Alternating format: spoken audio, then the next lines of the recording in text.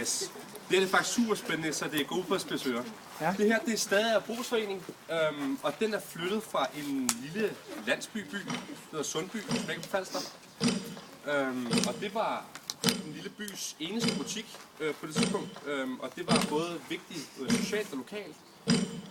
Så det var omdrejningspunktet i den lille by faktisk.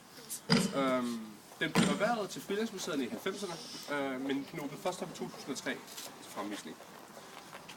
Det fungerede sådan med kunderne, at de kom både fra nær og fjern. Det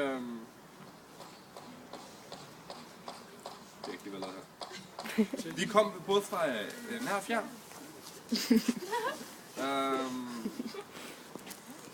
Og generelt bare fra egnen. Det var både lokale gårdmænd, og det var deres koner.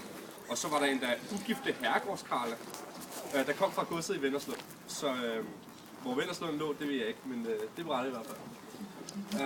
Brugsforeningen, den åbnede i Sundby i 89. Og det var da en kreds af gårdmænd. 1889. 1889. Ja, tak. Til 89.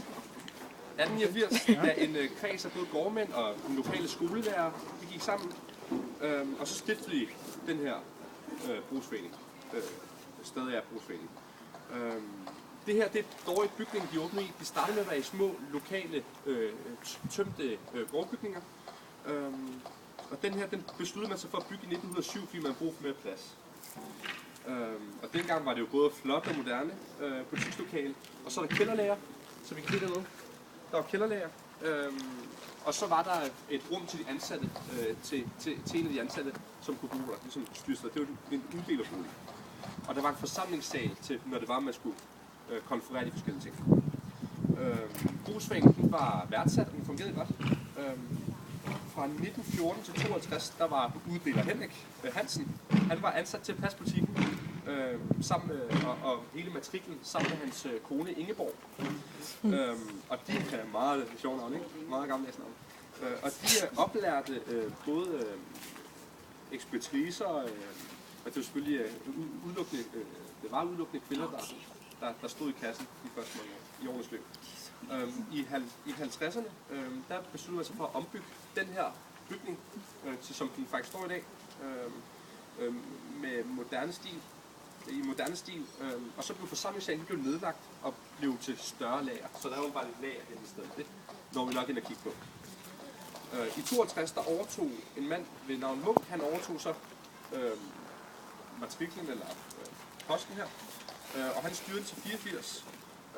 Og i 84 der begyndte man at lukke det lige så stille, og så begyndte de at indsamle varelager og inventar, så det er, at du kunne stå her i dag. Så der, og det, nu snakker vi i 1984, ja. Så det er ikke så mange år siden.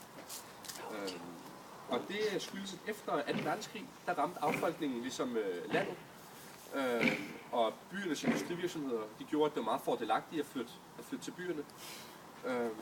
Og så brugsforeningens kundegrundlag, det forsvandt ligesom i takt med, at der var flere, der flyttede til byerne. Og allerede i 70'erne, der begyndte befolkningsantallet ligesom at tage fat. Og det gjorde, at der var problemer med økonomisk forbrugelsen. Ideen bag en brugsforening, det er jo, at det er en forretning, der ejes af medlemmerne. Så nøgleordet, det er fællesskab.